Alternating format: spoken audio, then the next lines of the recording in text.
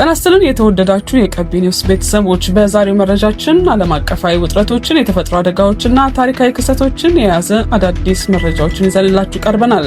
ፕሬዚዳንት ትራምፕ በኒውዮርክ ታይምስ እና በሲኤንኤን ላይ የሰነዘሩት ከባድ ወቀሳም፣ የመካከለኛው ምስራቅ የጦርነት ስጋትና የኢራን የአጸፋ እርምጃ ማስጠንቀቂያም፣ የአውሮፓ ህብረት በትግራይ ጉዳይ ላይ ያስተላለፈው አስቸኳይ መልእክት እንዲሁም ታሪካዊው አልነጃሺ መስጊድ በዩኔስኮ ጊዜያዊ መዝገብ ላይ ስለመካተቱ የሚሉ መረጃዎችን በዝርዝር እናቀርባለን። እንግዳ ወርቅ ተፈራ ነኝ፣ አብራችሁን ቆዩ።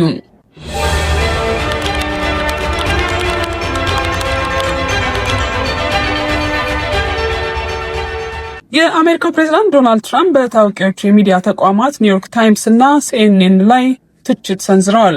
ትራምፕ እነዚህን ተቋማት የነቀፉት በአሜሪካ እስራኤልና በኢራን መካከል ስላለው ግጭት በሚያቀርቡት ዘገባ ነው።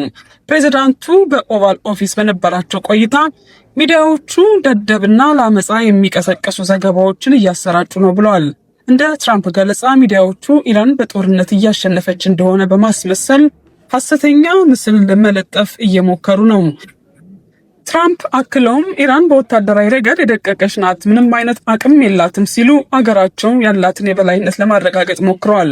ሆኖም ኒውዮርክ ታይምስ ባወጣው ዘገባ የአሜሪካ ጦር ላይ ያለው ብልጫ እየቀነሰ መምጣቱንና በሜዳ ላይ የሚገኘው ታክቲካዊ ድሎች ወደ ስልታዊ የበላይነት አለመቀየራቸው የዋሽንግተንን አቋም አደጋ ላይ ሊጥለው እንደሚችል ስጋቱን ገልጿል።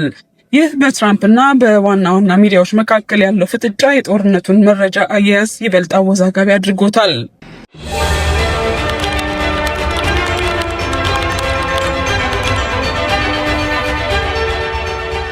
በተያያዘ መረጃ በቴህራን ሰማይ ስር የጸረ አየር ጥቃት መከላከያ ድምጾች ተሰምተዋል። አሜሪካ በኢራን ላይ ከፍተኛ ወታደራዊ ጥቃት ለመሰንዘር እየተዘጋጀች መሆኑን በተዘገበበት በዚህ ወቅት ዛሬ ማለዳ በቴህራን ከተማ ላይ ሰው አልባ አውሮፕላኖች ወይም ድሮኖች ለመመከት የተተኮሱ መከላከያዎች በነዋሪዎች ዘንድ ከፍተኛ ስጋትን ፈጥረዋል።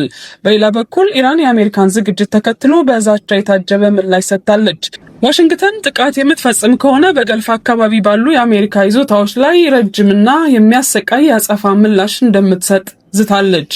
በተለይ የዓለማችን 20% የነዳጅና የጋዝ አቅርቦት የሚያልፍበት የሆርሙዝ የባህር መስመር መዘጋት የዓለም ኢኮኖሚን እያናወጠ ይገኛል። የኢራን የውጭ ጉዳይ ሚኒስትር ቃል አቀባይ እስማኤል ባጋይ የባህር መስመሩን መዝጋት ራሳችንን ለመከላከል የምንጠቀምበት ህጋዊ መብታችን ነው ሲሉ ተሟግተዋል። ይህ በእንዲህ እንዳለ የተባበሩት አረብ ኤምሬት ዜጎቿ ከኢራን፣ ሊባኖስና ኢራቅ በአስቸኳይ እንዲወጡ በማሳሰብ የውጥረቱን አሳሳቢነት አመላክታለች።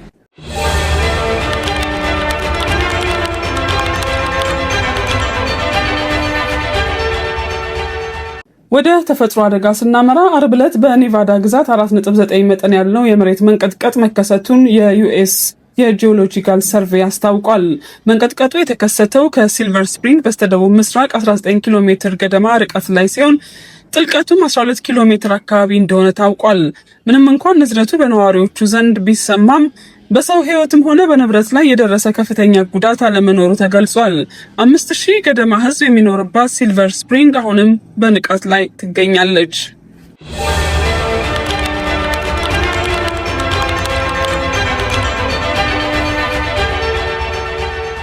ወደ ሀገር ውስጥ መረጃ ስንመለስ የአውሮፓ ህብረት በትግራይ ክልል ዳግም ጦርነት እንዳይቀሰቀስ ጠንከር ያለ ማስጠንቀቂያ ሰጥቷል።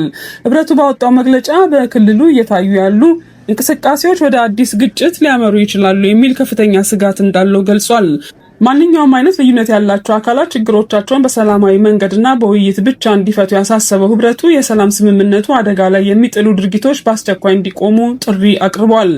ይህ ማስጠንቀቂያ የወጣው በክልሉ ውስጥ የሚስተዋሉ ወታደራዊ የሆኑ ፖለቲካዊ እንቅስቃሴዎች የዓለም አቀፉን ማህበረሰብ ትኩረት በሳቡበት ወቅት ነው።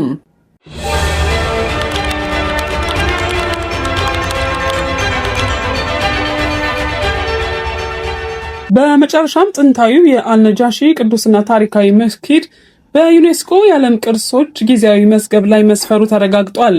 በ615 ዓመተ ምህረት የመጀመሪያው ሂጃራ የተከናወነበት የፍትህና የመቻቻል ተምሳሌት የሆነው ይህ ስፍራ በትግራይ ጦርነት ወቅት ጉዳት ደርሶበት እንደነበር ይታወሳል። አሁን ላይ እድሳት ተደርጎለት ለቱሪስቶችና ለሃይማኖታዊ አገልግሎት ክፍት ሆኗል።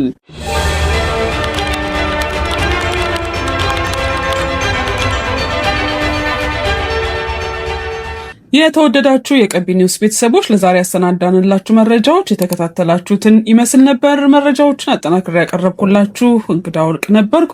አብራችሁን ስለነበራችሁ ከልብ አመሰግናለሁ። ሰላም ነው።